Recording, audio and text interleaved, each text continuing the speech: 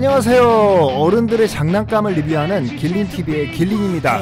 오늘은 제가 평소에 자주 타는 자전거를 리뷰하려고 합니다. 올해 4월 초에 사서 비가 안 오는 날 거의 하루도 빼먹지 않고 타는 자전거입니다. 바로 브롬톤입니다. 레이싱그린 색상의 모델인데요. 예전부터 브롬톤을 타오신 분들에게 좀 더 익숙한 표현을 쓰자면 엠빠 6단 기어 그리고 짐바지가 달린 M6R 모델입니다. 제가 브롬톤을 이번에 처음 사는 건 아니고 2014년 블랙 M6R 허브 다이나모 모델을 처음 산 이후 라임과 블루 투톤 컬러가 적용된 S2L 모델, 블랙 에디션 라군 블루 S2L 모델, 프레임 락커 M6R 모델, 클라우드 블루 M6R 모델, 그리고 최근에 레이싱 그린 컬러의 M6R 모델을 구입하였습니다. 브롬톤은 영국의 앤드류 리치가 개발한 미니벨로입니다. 폴딩형 자전거의 대명사로 30년이 넘는 역사를 가지고 있습니다. 시대적으로 봤을 때 1970년도 오일 쇼크 이후 80년대 초 똑똑한 젊은이들이 자전거 업계에 가서 많은 개발을 했던 시기입니다. 브롬톤, 다운, 스페셜라이즈드 등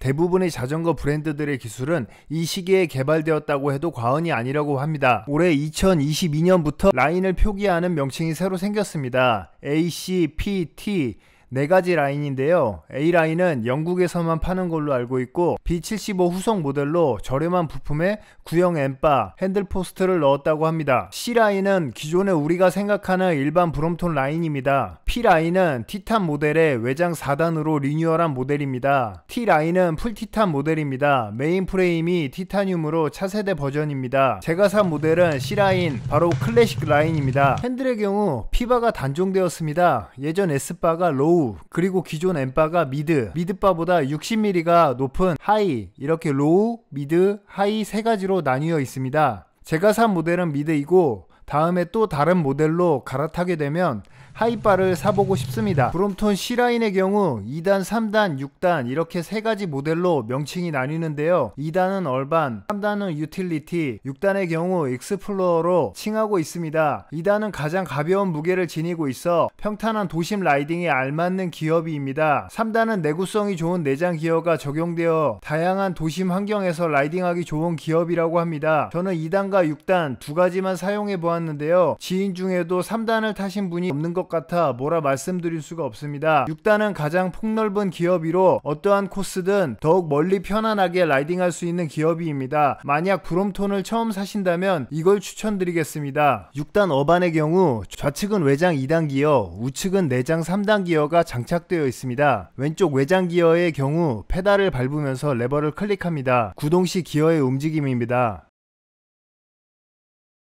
오른쪽 내장 기어의 경우 페달을 밟지 않은 상태에서 레버를 클릭합니다. 왼쪽과 반대로 구동한다고 생각하면 됩니다. 내장 기어 구동 시 기어의 움직임입니다.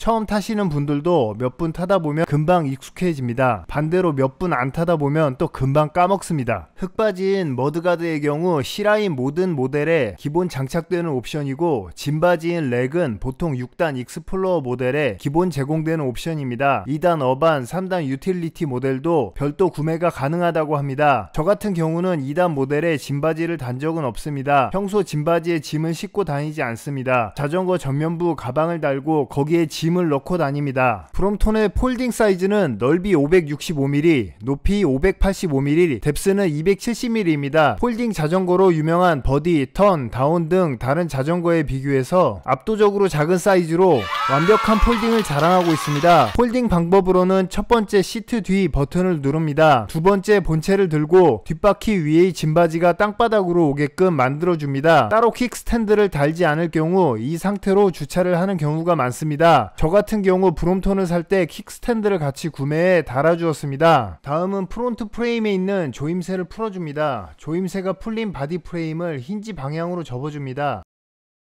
힌지 방향으로 접을 때 프론트 프레임을 살짝 들어줍니다. 리어 휠 옆으로 걸림새를 걸어줍니다. 걸어줄 때 영상에 표시된 프레임에 걸리는지 위치를 확인합니다. 핸들 아랫부분에 위치한 조임새를 풀어줍니다. 핸들을 힌지 방향으로 접습니다.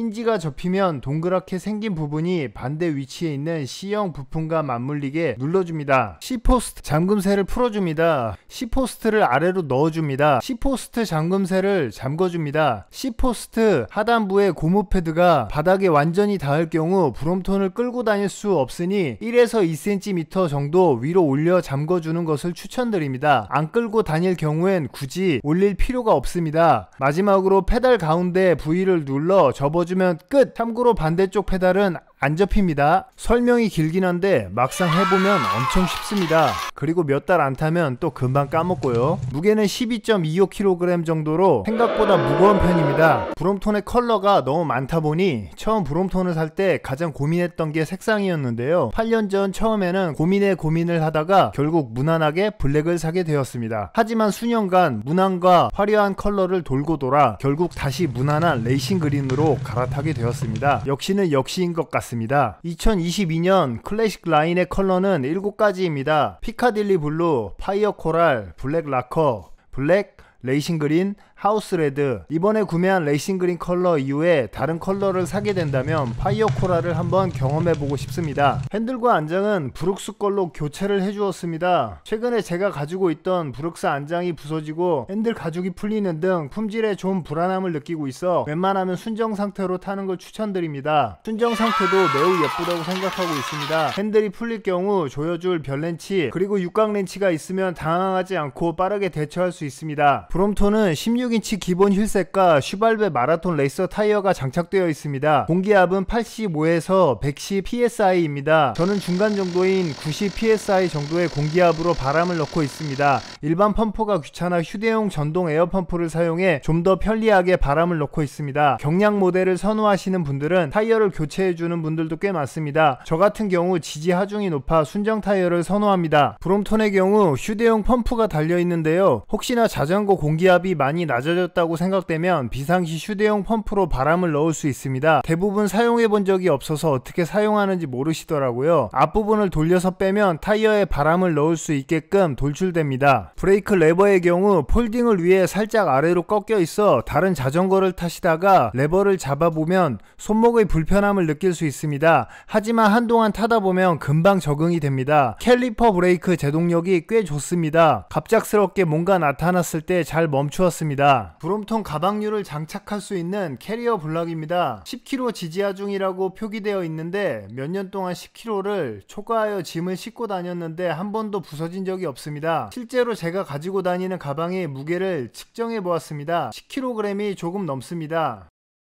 가방 안에는 노트북, 키보드, 보조 모니터 등등 다양한 물건들이 들어있습니다. 정말 너무 많네요. 브롬톤용으로 많은 가방이 출시되어 있어 필요에 맞게 구매해서 사용하시면 될 것 같습니다. 저는 앞에 영상에 나온 더플백 형태의 투어링백 외에도 토트백 하나가 더 있어 가볍게 동네 마실 나갈 때 사용하고 있습니다. 평소 자전거를 자동차 트렁크에 넣어 보관하고 있습니다. 부피가 작은 편이라 트렁크 외에 다른 곳에서 보관하기도 편합니다. 보관할 수 있는 가방도 있긴 한데 사무실에 두고 사용을 안 하고 있습니다. 언젠간 다시 쓸 날이 올 것 같아서 안 팔고 있긴 합니다. 브롬톤의 경우 안 사본 사람은 있어도 하나만 사는 경우를 별로 못 봤습니다. 압도적인 폴딩 능력과 클래식하고 귀여운 디자인, 그럼에도 불구하고 튼튼하고 안정적인 주행감이 매력적인 자전거라고 할 수 있습니다. 좀 비싸긴 한데 그럼에도 불구하고 경험해볼 만한 자전거입니다. 이상입니다. 그럼 구독, 좋아요, 알림 설정 부탁드리고 다음에 또 만나요.